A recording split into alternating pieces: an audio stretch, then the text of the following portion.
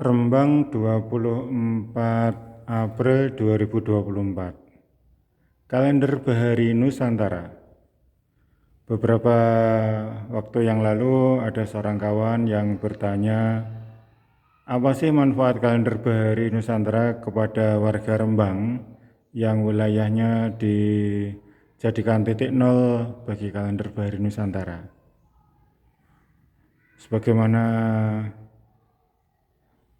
kita sampaikan berkali-kali izin bahwa Rembang ini kita jadikan titik nol kalender Bahari Nusantara. Maksudnya adalah garis meridian kalender Bahari Nusantara ini berada di Observatorium Rembang, yaitu di Kelurahan Tanjung Sari, tempat sekolah ini berada, tempat rumah kami berada. Jadi kita menghitung, mengamati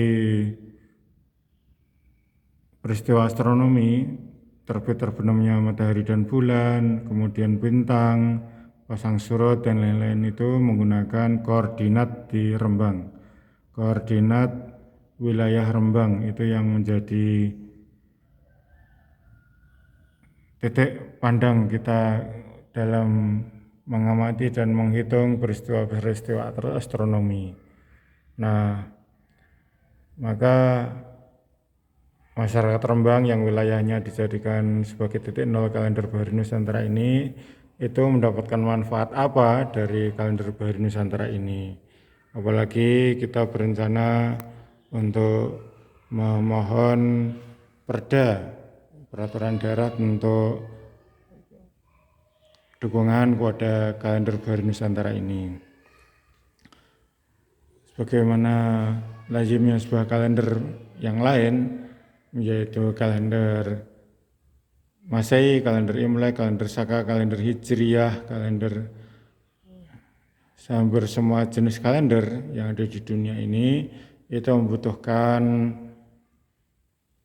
izin atau membutuhkan peraturan dari sebuah pemerintahan, yang mana kita memang di alam kemerdekaan ini di Republik Indonesia, jadi kita untuk di daerah ya tetap kita selevel kabupaten kita memerlukan peraturan daerah yang nanti dibuat oleh DPR di Rembang. Saya juga sudah minta itu kemarin, dan kita ini proses untuk menuju ke arah sana. Mudah-mudahan rencananya sih tahun 2024 ini kita sudah memiliki basis, memiliki pijakan yang kuat untuk ke arah itu, untuk proses perda kalender Bahari Nusantara itu. Nah, ada pertanyaan seperti di awal tadi, apa sih manfaatnya kalender Bahari Nusantara untuk warga Rembang? Apalagi kalau perda itu jadi diberikan untuk kalender Bahari Nusantara.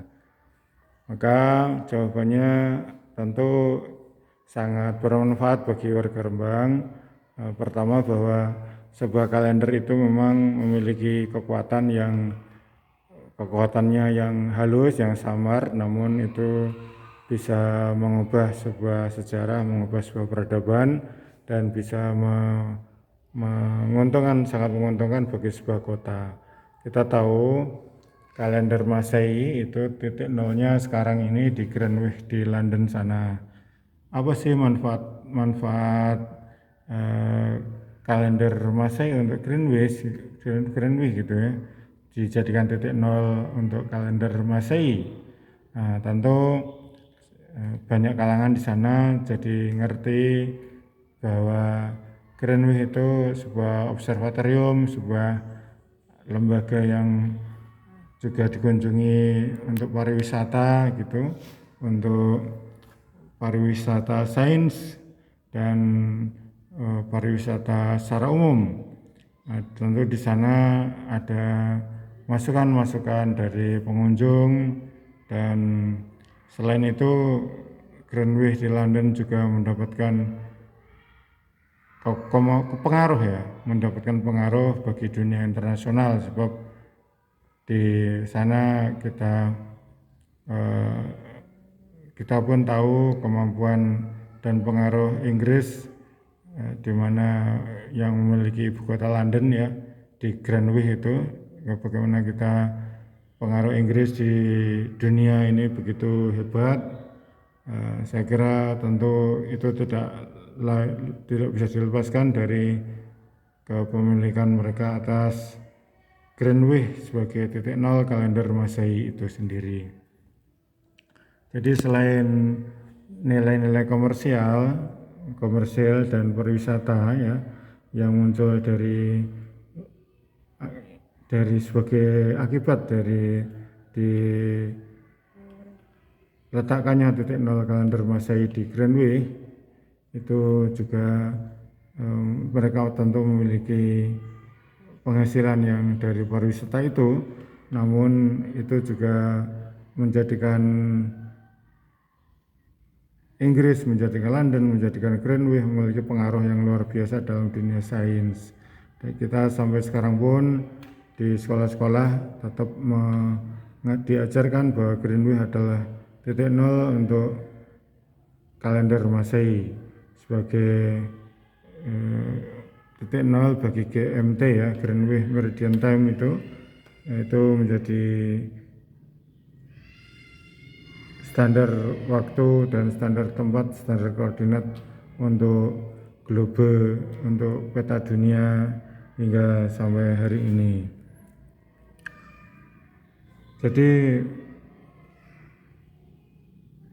titik nol sebuah kalender itu walaupun sifatnya sangat abstrak ya, walaupun itu hanya sekedar tugu atau sekedar observatorium, dan garis-garis meridian itu sifatnya semu, tidak kelihatan, namun itu sangat penting terutama bagi sebuah jati diri, sebuah bangsa yang memiliki kebesaran dan memiliki ilmu pengetahuan yang memang sangat berpengaruh bagi dunia. Begitu juga kalender yang lain seperti kalender Imlek yang memiliki titik nol di Beijing, China. Di sana tentu kekuatan dari Cina bisa kuat ya, mereka memiliki kewibawaan yang baik ya, sebagai sebuah kekuatan budaya. Mereka memiliki kalender itu dan mereka benar-benar bisa berdiri tegak sebagai karena didukung oleh sebuah kalender ya. Dan di titik nolnya sana kalender Imlek tentu bisa menyokong pertumbuhan kota ya, sebagai titik nol kalender itu ya, kota bisa menjadi tumbuh, dikunjungi orang, mereka ada wibawanya begitu. Demikian juga kalender Saka di India, di New Delhi, memiliki dampak bagi kemampuan warga, kemampuan negaranya menciptakan sebuah jati diri bangsa ya. Di sana mereka bisa menyusun kalender yang mandiri, yang kuat, yang tentunya bukan hanya bermanfaat bagi titik nol di Indianya sana, bukan hanya itu untuk pariwisata, bukan hanya itu, tapi dalam segi kebudayaan dan lain-lain. Dan selain itu juga ada kalender Hijriah yang memiliki titik nol di Mekah sana oleh sebagian kalangan ya, yang mengakui bahwa Mekah adalah MMT atau Mekah Meridian Time, itu yang titik nol di Mekah, yang sampingnya Ka'bah kan ada jam besar itu. Nah itu di sana itu dianggap sebagai titik nol kalender Hijriah oleh sebagian kalangan Muslim. Tentu kita sudah menyadari semua kemampuan ya untuk ziarah haji umroh itu sudah pasti ke Mekah Madinah ya, sudah pasti ke Mekah, namun bahwa tidak lupa bahwa dengan adanya kalender Hijriah ini, hal itu menjadi lebih lebih kelihatan gitu dampak-dampaknya, bahwa ternyata dengan adanya titik nol kalender Hijriah yang di sana, yang diakui oleh sebagian Muslim, itu mereka memperkuat kemampuan dan memperkuat kekuatan di wilayah Mekah itu sendiri. Warga Mekah terutama di mana titik nol itu berada tentu mendapatkan berkah dari adanya titik nol di kotanya. Kita sama-sama tahu itu, dan maka ketika kalender Bahari meletakkan titik nolnya di Rembang, tentunya memang ini masih awal ya, masih kecil, masih sedikit pengaruhnya, namun dalam jangka panjang sekali lagi dalam jangka panjang itu akan berpengaruh bagi kota Rembang dan warganya, sebab tentu ini akan merembet ke kota-kota lain, ke negara-negara lain, bahwa Rembang adalah titik nol kalender Bahari Nusantara, dan tentu saja aliran perjalanan manusia ke mari juga akan lebih banyak, bukan hanya sebagai wisatawan, bukan hanya sebagai pelajar mahasiswa yang datang ke sini, melainkan juga para peneliti, para saintis dari berbagai pelosok dunia datang ke sini untuk melihat, untuk memberikan dukungan, memberikan penelitiannya, sumbangsi ilmu pengetahuannya di Rembang ini. Jadi demikian kekuatan sebuah titik nol kalender Bahari itu turut mampu mengubah atau turut memberikan barokah bagi kota tempat titik nol kalender itu berada. Jadi titik nol sebuah kalender itu memang bukan hanya sebagai prestis ya, bukan hanya sebagai prestis atau gengsi atau kebanggaan, namun itu juga menandakan sebuah semangat yang berkobar-kobar ya, sebagai sebuah undangan bagi setiap kalangan untuk berinovasi, berkarya, dan menyampaikan kemampuannya di dalam titik nol itu sendiri, lewat sebuah diskusi-diskusi, lewat kajian-kajian, atau lewat ekspresi-ekspresi sosial budaya yang lain.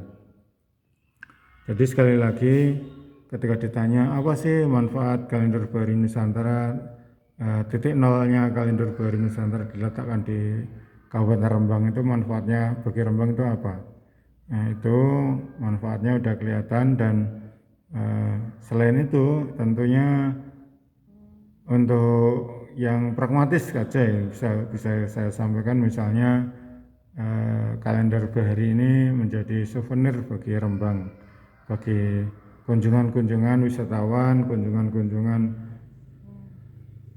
kaum pelajar atau siapa saja yang ke Rembang bisa mendapatkan kalender Bahari Nusantara di sini, sebab disinilah titik nol kalender Bahari Nusantara itu sama dengan mirip dengan yang ada di Bali ya. Kalender Bali menjadi salah satu souvenir bagi wisatawan yang datang ke sana. Jadi dengan adanya kalender Bali itu, Pulau Bali juga memiliki pengaruh bagi dunia secara umum, bukan hanya kepada Indonesia tapi berpengaruh kepada dunia secara umum. Dengan adanya kalender Bali itu, mereka bisa semakin kuat, dan Bali menjadi semakin terkenal, bisa mendatangkan investor, mendatangkan tamu, mendatangkan banyak hal yang positif untuk Bali. Demikian juga untuk Indonesia, nanti dengan adanya kalender Bahari itu akan bisa menciptakan desa-desa pariwisata dan bisa menghidupkan situs-situs wisata di sini, menghidupkan tempat-tempat wisata di sini dengan acara-acara yang dijadwal berdasarkan kalender Bahari Nusantara.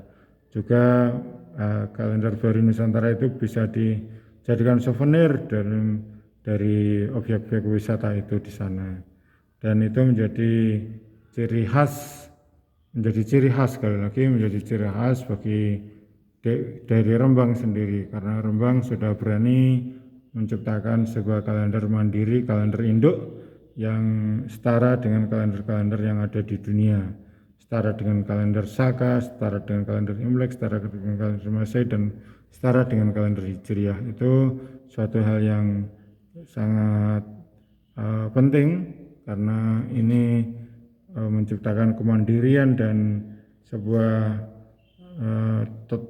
sebuah titik tolak untuk laju perkembangan peradaban Nusantara. Kita memulainya di sini, dan di sini inilah kita membina generasi pertama penerima kalender baru Nusantara. Kita terus maju, melangkah, apapun yang ada kita akan lalui, kita akan jalani sampai semuanya berjalan baik-baik, sampai semuanya berhasil dengan baik. Jadi titik nol kalender baru Nusantara di Rembang dan perda kalender baru untuk Rembang itu manfaatnya tadi itu kita nyatakan sangat banyak, bisa mudah untuk diteliti, bisa mudah untuk dimengerti ya, manfaat-manfaat untuk Rembang. Karena kalender baru tadi bukan hanya bermanfaat untuk sebagai alat peraga IPA sekolah ya, bukan hanya, tapi juga untuk panduan waktu memancing, berburu, bertanam, dan acara purnama ya, membantu mitigasi bencana dan perubahan iklim, merujuk energi baru ramah lingkungan ya, tapi juga bisa menjadi kekuatan atau strategi budaya untuk menciptakan generasi bahari, generasi bahari Nusantara yang kuat, yang memiliki jati diri kenusantaraan. Ya, selain itu kalender bahari ini memang kan sebuah kalender yang unik, kalender yang otentik, kalender induk yang bisa diterapkan dimanapun, dan kalender ini pantas untuk mendapatkan tempatnya di hati warga Rembang, terutama untuk warga Rembang. Dan ini menjadi salah satu ciri khas dari Kota Rembang, dan tentunya menjadi barokah untuk warga Rembang. Ya, barokah tadi secara sebagai bagian dari pariwisata, entah itu sebagai souvenir wisata atau sebagai daya tarik pariwisata itu sendiri, seperti kalender Bali di Pulau Bali sana, atau ini bisa menjadi sebuah dikunjungi sebagai sains ya, dan ini juga bisa mendrive atau bisa membangkitkan munculnya peradaban baru, memunculkan kota-kota baru, desa-desa baru yang didesain sebagai sebuah desa bahari yang memiliki ciri khas kiblat papat lima pancar itu ya, yang sebagaimana diketahui bahwa dalam kiblat papat lima pancar kan arah selatan itu biru, arah barat itu hijau, arah timur itu kuning, arah merah itu utara. Jadi nanti mata angin itu juga diaplikasikan ke desain desa-desa bahari itu sendiri, dengan mengecat rumah-rumah atau mengecat pagar-pagar sesuai arah itu tadi, sehingga itu menjadi salah satu ciri khas yang memperkuat desa bahari dan memperkuat Kota Rembang itu sendiri sebagai wilayah yang kita letakkan titik nol kalender baru Nusantara. Itu sebagian jawaban yang bisa saya sampaikan di sini. Mudah-mudahan bisa membantu, dan mohon dukungannya dengan sangat, terutama kepada warga Rembang, untuk bisa mendukung diadakannya Perda Kalender Baru Nusantara untuk Perda Kalender Baru Nusantara ini di sini, dan kita insya Allah menjadi sebuah kota yang tidak kalah dari kota-kota yang menjadi titik nol Kalender Baru Nusantara, yaitu kota Beijing, kota New Delhi, London, ya, Greenwich London maupun Mekah, dan beberapa kota lagi yang lain yang memiliki titik nol kalender. Itu sebuah niat baik, mudah-mudahan mendapatkan ridha Allah, dan terus semangat Kalender Baru Nusantara. Bismillah, maju terus.